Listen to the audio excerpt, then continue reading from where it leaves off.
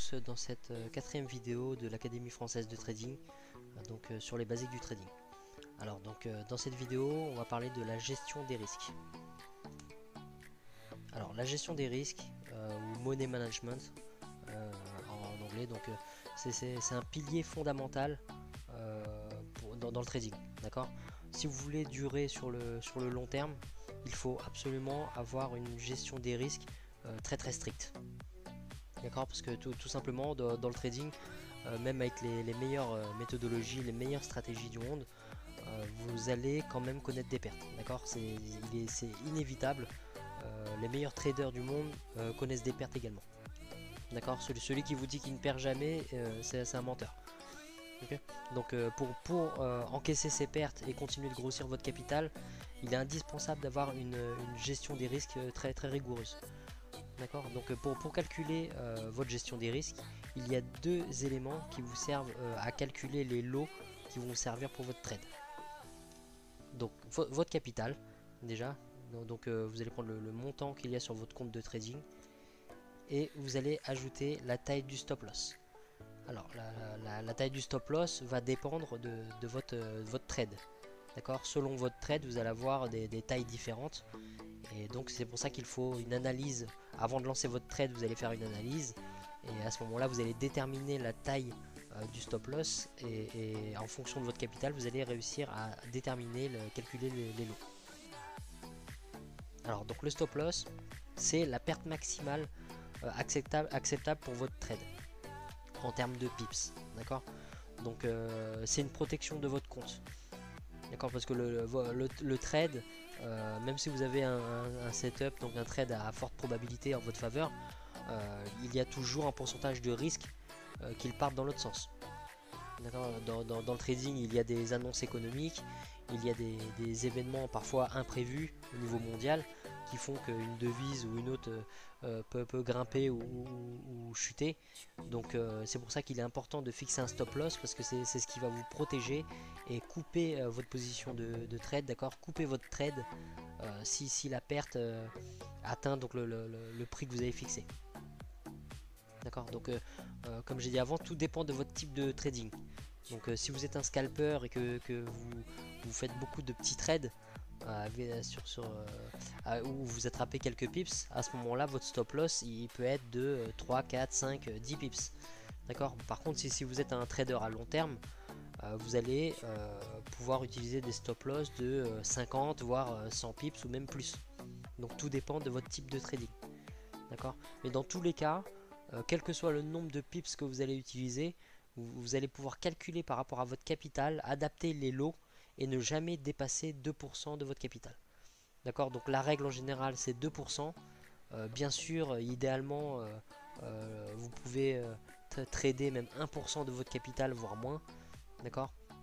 Donc voilà, le tout c'est de ne jamais dépasser 2%. Et quand je dis 2% de votre capital, vous n'allez pas lancer 4 trades de 2% de votre capital. D'accord, parce qu'à ce moment là vous allez vous retrouver avec 8% de votre capital ouvert. Donc quand je dis 2% de votre capital, c'est en tout, sur tous les trades que vous allez ouvrir. D'accord. Donc si vous ouvrez 4 positions, à ce moment là il faudra calculer 0,5% de votre capital pour que en tout vos 4 positions ne dépassent pas 2%. Donc quelques exemples. Donc en gros, si vous avez un capital de 1000 $, donc 2% de 1000 $, c'est 20 $. D'accord. Donc on comprend que en tout, sur nos positions de trading, on ne veut pas perdre plus de 20 $. Donc si admettons vous lancez un trade donc en intraday, donc dans la journée à court terme, et que votre trade vous avez fixé une perte maximale de 20 pips. Alors à ce moment là c'est simple à calculer. 20 pips, 20 $ maximum de perte. On va choisir tout simplement le lot comme on a vu dans la vidéo précédente. Donc on va choisir un lot mini. Pourquoi? Parce qu'un lot mini 0,10 correspond à 1 $ par pip. D'accord. Et on s'autorise 20 pips en cas de perte. Donc 20 pips à 1 $ par pip, en cas de perte on a bien perdu 20 $, le maximum qu'on s'est fixé.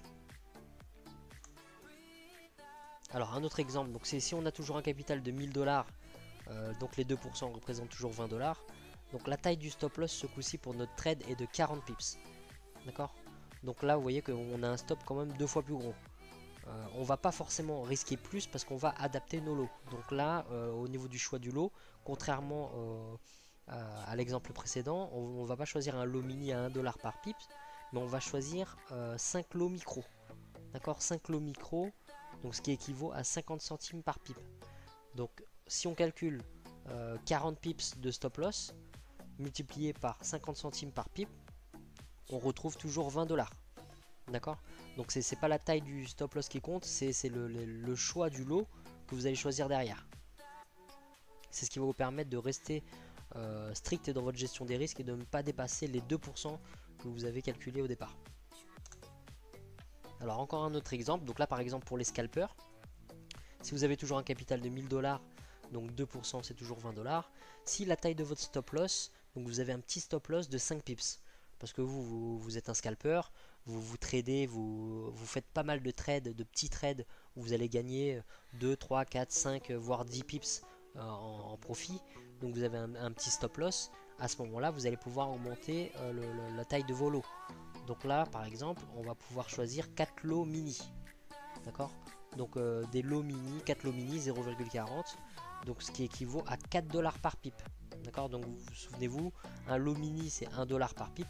Donc 4 lots mini égale 4 $ par pipe. Donc si on a un stop loss de 5 pips, avec 4 lots mini, on retrouve toujours 20 $ en cas de perte. Alors un exemple avec un petit capital, si on commence avec un petit capital de 300 $, donc 2% de votre capital, ça fait 6 $, d'accord. Et on va imaginer qu'on a un stop loss sur notre trade de 20 pips. D'accord, donc si on a un stop loss de 20 pips, le lot qu'on va choisir, donc ça sera 3 lots micro. D'accord, parce qu'on sait qu'un lot micro égale 10 centimes par pips. D'accord, et si on prend 3 lots micro, alors ça fera 30 centimes par pip.